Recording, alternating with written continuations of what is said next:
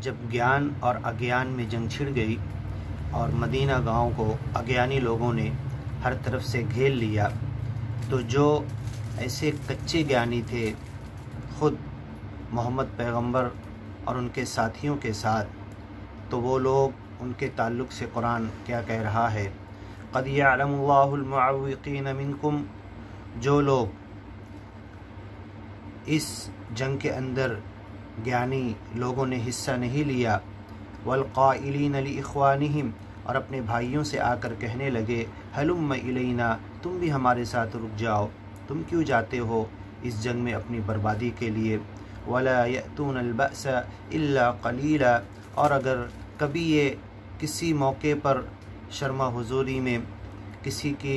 بلانے کی وجہ سے جنگ میں آ بھی جاتے ہیں تو بس تھوڑا بہت حصہ لیتے ہیں،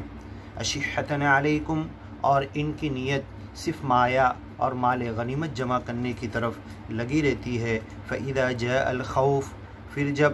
کوئی ایسی دشمن کے حملے کی خبر آتی ہے، خوف کی، رأیتہم ینظرون الیک تدور اعینہم کالذی یغشی علیہ من الموت، اتنی خبر سنتے ہی موت ان کے سروں پر گویا کہ منڈلانے لگتی ہے، ان کے چہروں سے گھبراہٹ واضح ہو جاتی ہے، تدور اعینہم، ان کی آنکھیں ایسے گھومنے لگتی ہے گویا کہ اب بس یہ موت کے منہ میں گئے، یہ موت کا خوف ہے۔ فإذا ذهب الخوف، پھر جب وہ خبر سچی یا غلط آگے بڑھ جاتی ہے، اس کے مطابق کچھ ہوتا نہیں، سلقوکم بألسنۃ حداد، تو آ کر لمبی چوڑی باتیں کرتے ہیں اور اپنی بڑائیاں اور ڈینگ مارتے ہیں، اگر ایسا ہو گیا ہوتا، حملہ ہو گیا ہوتا، جنگ ہو جاتی، مقابلہ ہو جاتا، ہم تو ایسا کرتے ویسا کرتے۔ اشحۃ علیکم،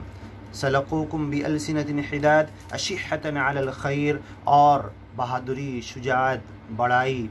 اور جنگوں کے اندر آگے بڑھ بڑھ کر جواں مردی سے مقابلہ کرنے کی جھوٹی کہانیاں، قصے اپنے باپ دادا اور اپنے لوگوں کو سناتے ہیں۔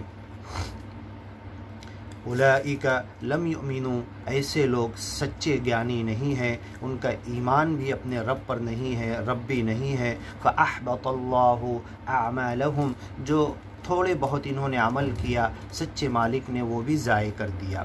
وکان ذلک علی اللہ یسیرا، اور اللہ کے اوپر کسی کے تھوڑے موڑے عمل کو ضائع کر دینا، اس کا بدلہ نہیں دینا، سچے مالک اللہ کے لیے کوئی مشکل نہیں۔ یحسبون الاحزاب، جو لم یذهبوا، جو مدینہ گاؤں کو ہر طرف سے دشمن نے، گروپ احزاب نے گھیرا تھا، ساری لشکروں نے گھیرا تھا، اور یہ سوچتے ہیں کہ ابھی تک یہ گئے نہیں،